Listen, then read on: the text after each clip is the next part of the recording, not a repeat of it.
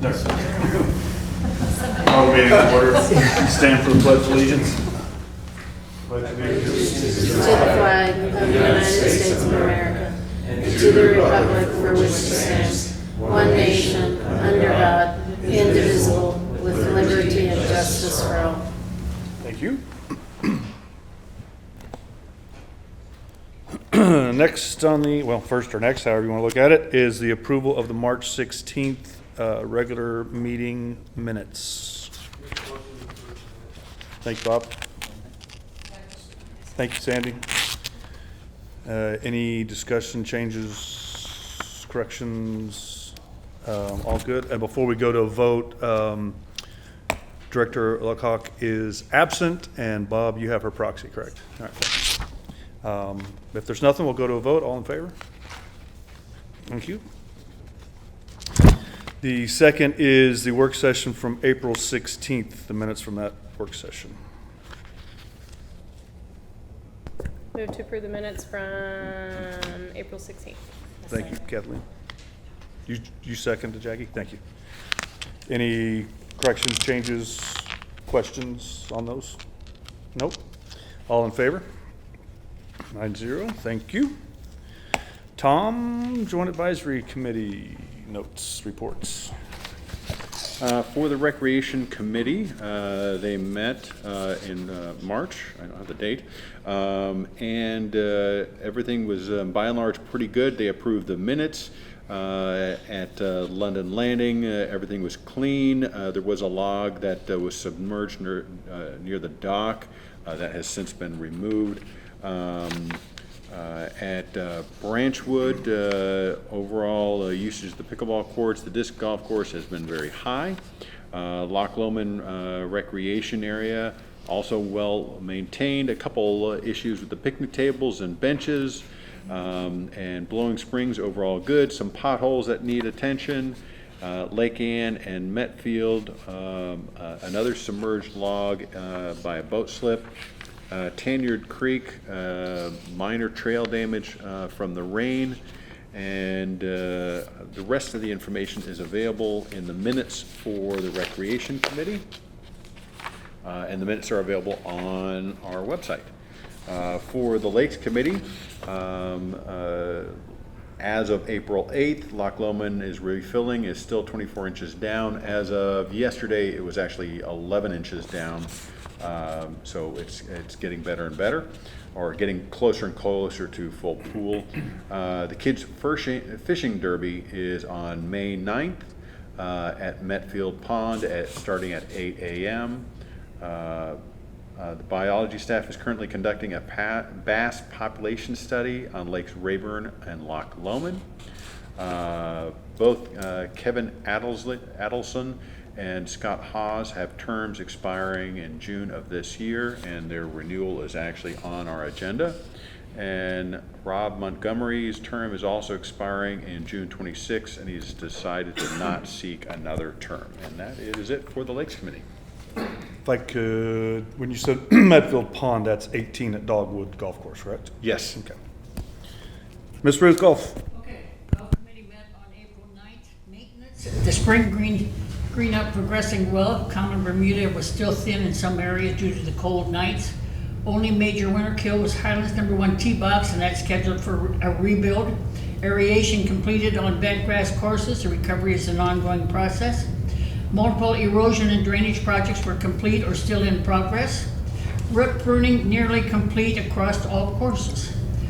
Autonomous mower testing plan for walking path maintenance. We're going to try that and see if that doesn't help make the new path. Capital projects moving forward, including creek bank repairs, green fan aeration or installation in Scottsdale new range practice area grow in. Rounds and events, March round 16,490, slightly down from last year, down 306 due to the weather. Year-to-date rounds are 32,312, up 7,500 over last year because of a strong February. Cave bookings, 99 in March, 328 year-to-date. Remember, that's times 4 generally when they book a time for the cave. Upcoming events are 3-person scramble, May 2nd, Folds of Honor, May 16th, and Alzheimer's tournament is June 20th. Multiple club fitting days are scheduled, Ping, TaylorMade, and Callaway. Time to get your new clubs. Time for Mother's Day and Father's Day. Junior programs are open for registration. And new business, the committee discussed gathering broad member feedback. The concerns were about formal surveys creating expectations that could not be met. And it was agreed upon by the committee that each one will speak to 20 plus or minus golfers and collect their top 3 important ideas for discussion at next month's meeting, which is May 13th at 4 o'clock here in the boardroom. Questions, comments? Get your new clubs. Thanks, Ruth. Beth, financials.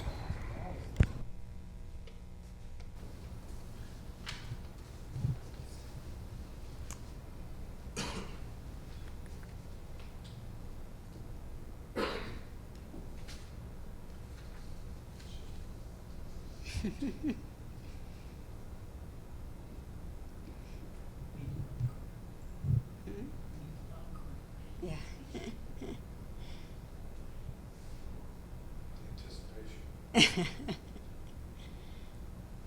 Oh, I went. I'm going the wrong way. Hold on. Oh, great. Still going the wrong way. What's happening here?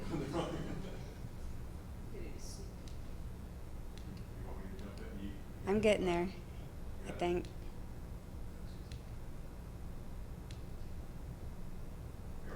Ah, okay. All right, we are finally here to talk about the March financials, and it's a long one because we have a lot of good things to talk about. For just the month of March, here's a quick snapshot. EBITDA for the month consolidated came in at $893,000, which was $452,000 better than budget and $218,000 better than last year, primarily due to strong water and property connection related revenue, which what I mean by that is the water meter installation fees, the capital buy-in fees, and the recreation amenity fees. Also, we had a good, strong auction in March with the sale of foreclosed lots. F&B revenue came in strong. Some partial offset by the golf fees mix, which I'll talk more about later. And we also continued to have favorable operating expense timing, and most of these are deferrals that are expected to reverse later in the year. Looking at revenue, consolidated for the month came in at $4.06 million, $158,000 better than budget, $500,000 more than prior year. Annual member green fees, pro shop equipment sales, food and beverage, foreclosed lot sales, vendor rebates, labor savings, and some effective expense management all contributed. Some key watch items from March that we'll keep an eye on. The guest green fees and cart rentals were down versus budget, and boat registrations were soft. And we continue to keep an eye on those expense timing reversals. Looking at year-to-date consolidated, the EBITDA reached $1.42 million year-to-date, which is better than budget by $987,000. And prior year by $533,000. Revenue totaled $10.5 million, reaching $421,000 better than budget and $1.2 million better than prior year. COGS and expenses were $565,000 better than budget and $640,000 more than the prior year. Looking at the POA only for the month, the POA's EBITDA reached $523,000 in March, and again, this is without water. That's better than budget by $251,000, better than prior year. Revenue finished $87,000 better than budget and $438,000 better than prior year.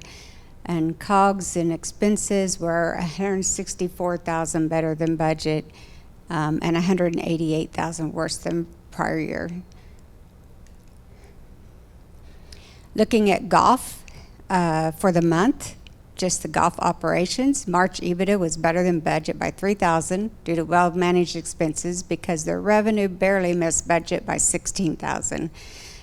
But For the year to date, you're still ahead of budget by 97,000. All the sources of revenue of annual green fees, driving range, pro shop sales all outperformed.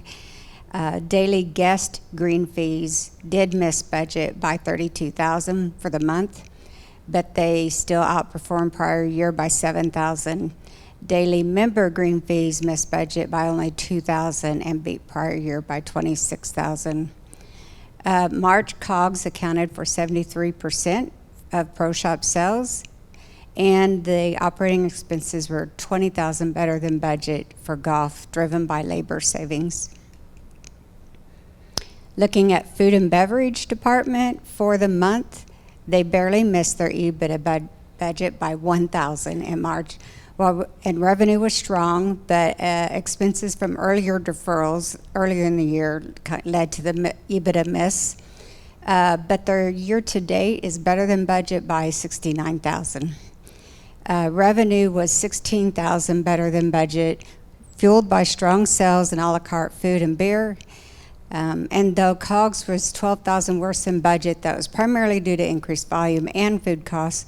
Their gross margin still beat budget by 4,000, and COGS were 39% of total F&B income for March. Operating expenses were 5,000 worse than budget and 36,000 worse than prior year. That was primarily due to supplies and equipment tools. And again, that was kind of making up for earlier deferrals in the year. Locations, Gear Gardens, Highland Pub, Lake Point, the total of F&B golf locations were all better than their EBITDA budgets for March. Little Sugar Bistro and BV Bar and Grill both missed their EBITDA budgets. Some other March POA highlights that aren't food and beverage and golf related.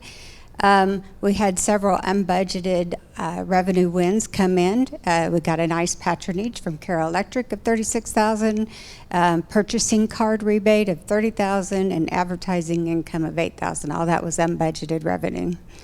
Membership transfer fees beat budget by 16,000 for the month, which partially reversed misses earlier this year. We fully expect to recover the 32,000 that were short on membership transfer fees as the year progresses. Recreation amenity fee beat budget by 14,000 for the month, completely reversing that softness earlier in the year. And this is a new fee in 26, contributing to capital projects. Some revenue misses. RV storage fees of 45,000 for the month missed budget by 7,000. But you can't really call it a miss. This is due to earlier than expected sales in previous months, and year to date they are still up 8,000. Membership transfer fees were 23,000 worse than budget due to timing, and we do expect that to improve later in the year. The deferred costs benefiting the POA that we expect to reverse were largely in health and dental and life, chemical supplies, and maintenance and repairs. And we continue to manage our labor well across the POA, and that resulted in 36,000 in savings compared to budget for March.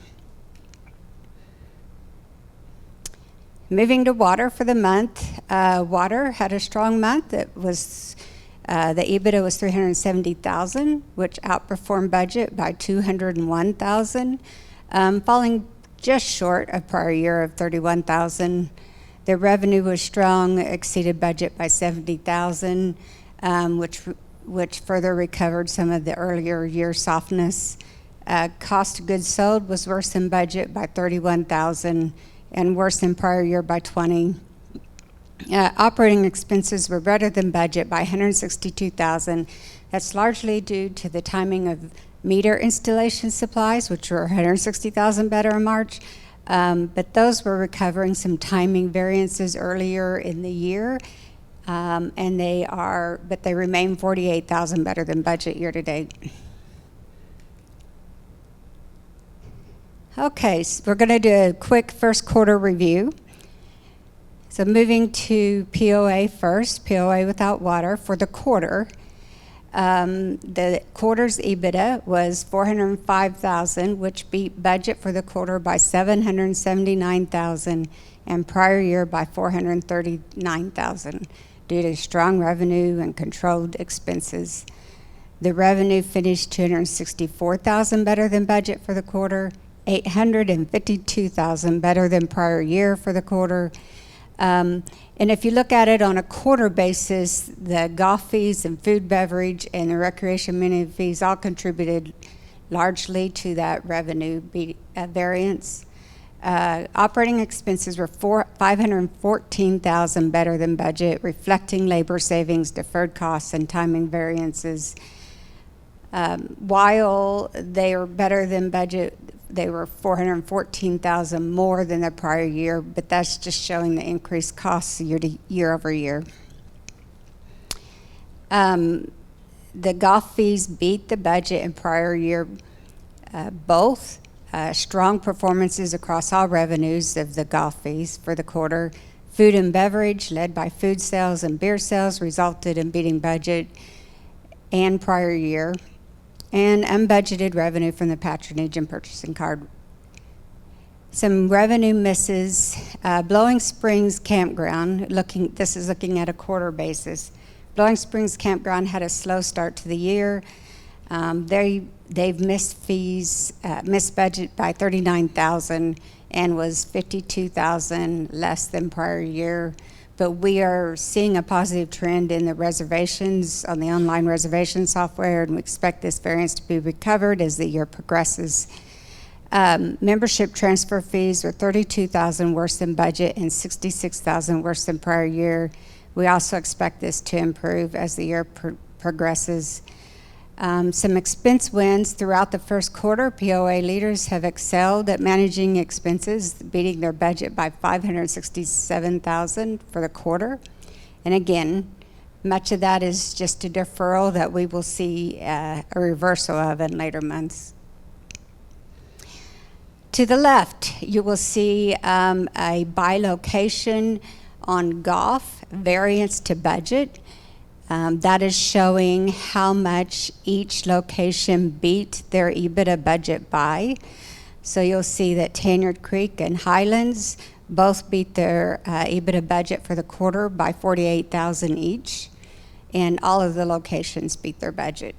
Looking at food and beverage to the right, all the locations except Little Sugar beat their EBITDA variance for the quarter, with BV Bar and Grill beating theirs by $33,000, and Little Sugar Bistro has missed theirs by $36,000 for the quarter.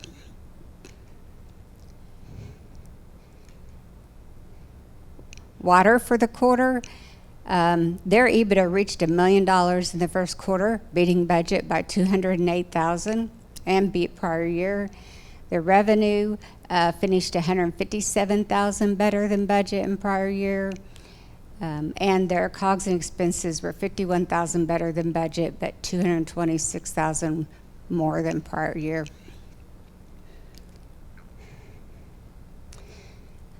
Moving to cash and debt, the POA has $2.7 million in operating funds, $873,000 reserves as of the end of March. The water utility has $3.4 million in operating funds and $3.7 million in reserves. The POA's debt to the water utility remains the same at $3.1 million. The POA has paid year-to-date interest of $35,000 to water, and we're on track to make the principal payments as planned in the 26 budget. We currently have outstanding bank loans totaling $5.67 million. The principal paid year-to-date on these notes totaled $71,000, and we continue to make scheduled payments that are in compliance with all the loan agreements, and those loan details can be found in our annual audited financials. And finally, the one-pager. On the left side, you will see the by department EBITDA variances to budget year-to-date, and all the departments except for IT are well ahead of their EBITDA budget for the year-to-date. IT's only missed it by $5,000, so that barely counts. And water just edged out golf operations by less than $100 of being the winner year to date. The POA has beat EBITDA for the quarter by $778,000. I'm sorry, beat their EBITDA budget for the quarter by $778,000. And I believe we've talked about everything else. Any questions?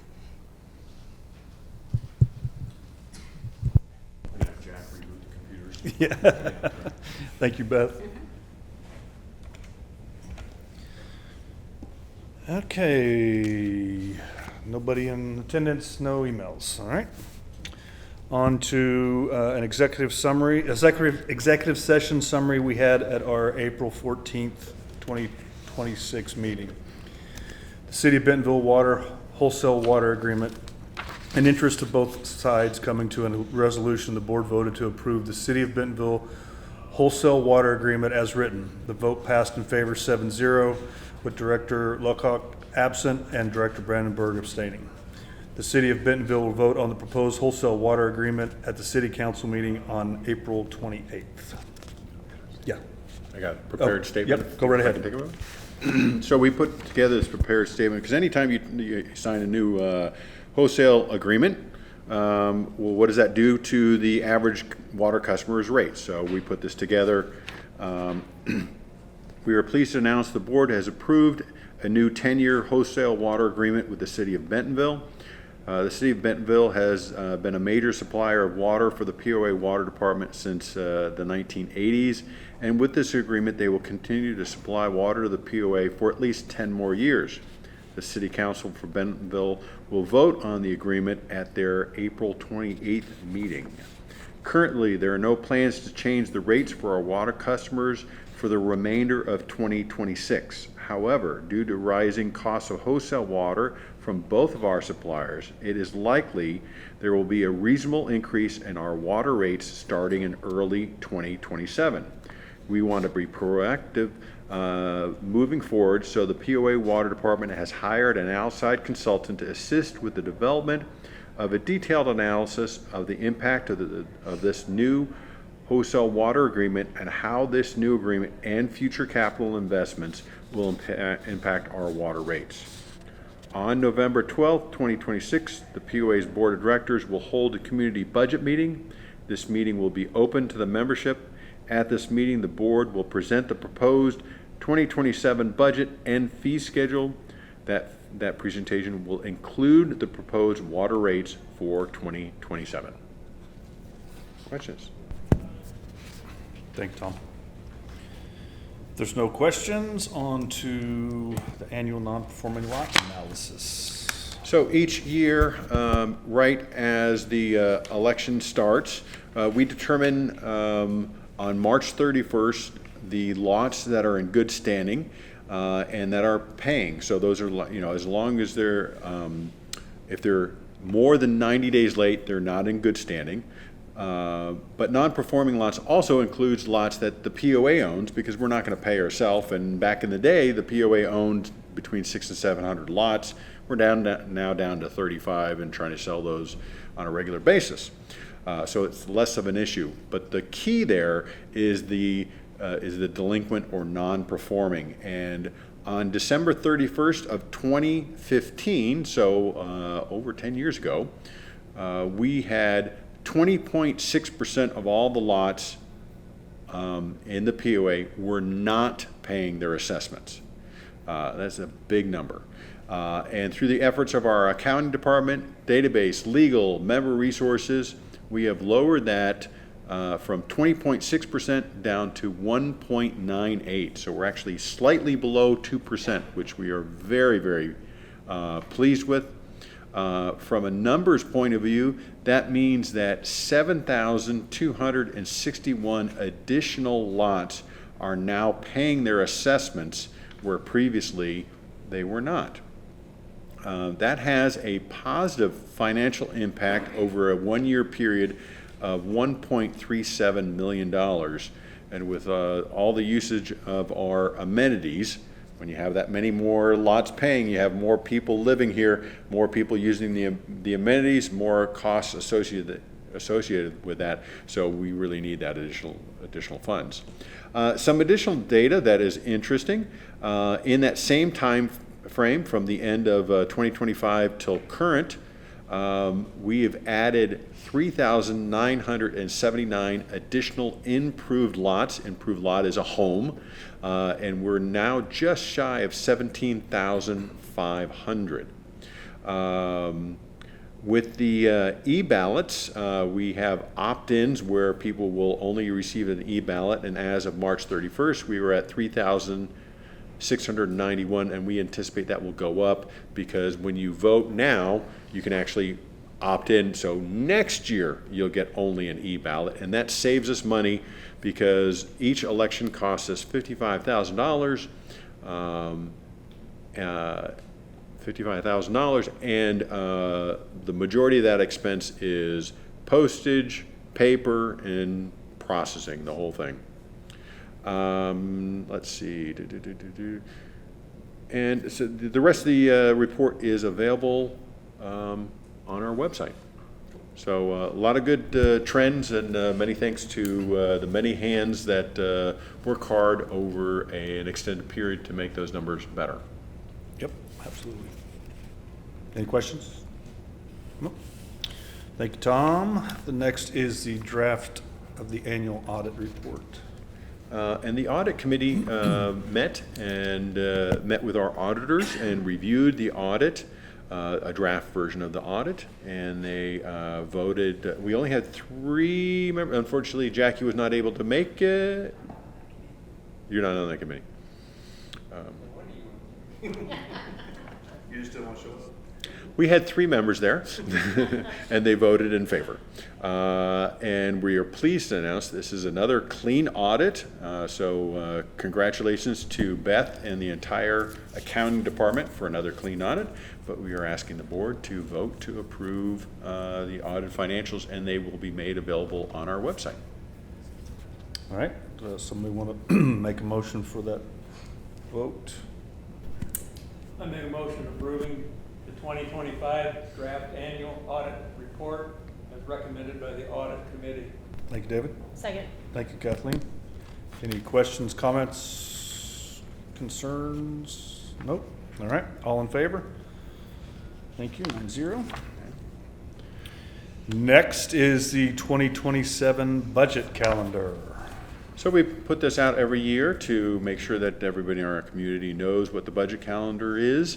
And we're actually moving it up a little bit this year. We're going to ask the joint advisory committees to start May 1st and conclude their work by July 31st, which is about a full month earlier than in previous years.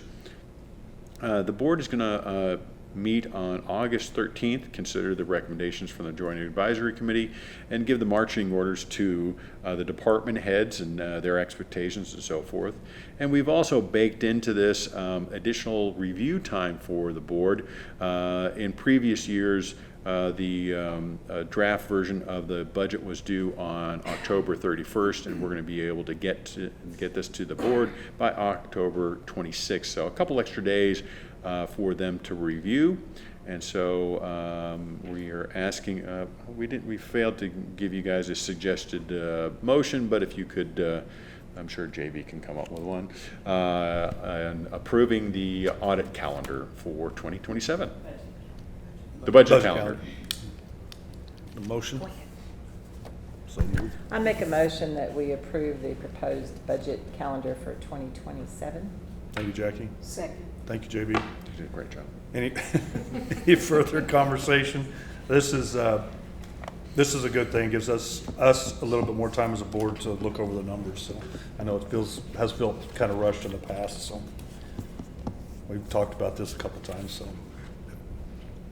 all in favor? Did you have a comment? No. Okay. All in favor? Let's go. All opposed, or did you? I voted. You voted. I'm sorry. Yes, I did. That was quick. Okay, 9-0. Last is the Lakes JAC nominations. It's that time of year again when Jessica is notifying all the JAC chairs about renewals and needing new members, and she'll be posting this, if you are watching at home and you would like to serve on a joint advisory committee, the lakes, the recreation, or golf, please get a hold of our corporate secretary. We'd love to get you an application if you're interested. Jessica's also going to be posting this on our e-newsletter that comes out every week. So the Lakes Committee is the first one that has jumped at it, and we have 2 re-ups. One is Kevin Adelson, who is currently the vice chair of the Lakes Committee, and then Scott Hawes has also served on the committee for 3 years. Thank you. Need a motion, please? I move to affirm the nomination of Kevin Adelson to the Lakes Committee. Thank you, Jeff. Second. Thank you, JB. I think everybody knows Kevin around the table. Any questions, comments, or concerns for Mr. Kevin? All in favor? 9-0. A motion for Mr. Scott. I make a motion affirming the nomination of Scott Hawes to the Lakes Committee. Thank you, Kathleen. Second. Thank you, Jeff. Any conversation, comments, questions on Mr. Scott? Nope. All in favor? 9-0. That brings us to the end of the agenda items. Does anybody have anything else they want to discuss before we go into the announcements? All right, announcements it is. Next Recreation JAC meeting is May 11th at 4 p.m. All these are in the boardroom or live stream unless otherwise noted. Lakes JAC meeting is Wednesday, May 13th at 2 p.m., followed by the Golf JAC Wednesday the 13th at 4. Rules and Reg Committee meeting is Thursday, May 14th at 1:30. Board of Directors GM meeting, which is a closed meeting, is May 14th at 2:30 here in the boardroom. The annual meeting of members and the election, Tuesday, May 19th at 6 p.m. Board of Directors work session, next work session is May 21st at 9 a.m.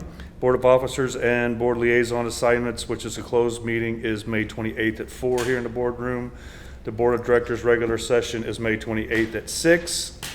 And tonight begins the NFL draft. Go Chiefs. Sorry, Tom.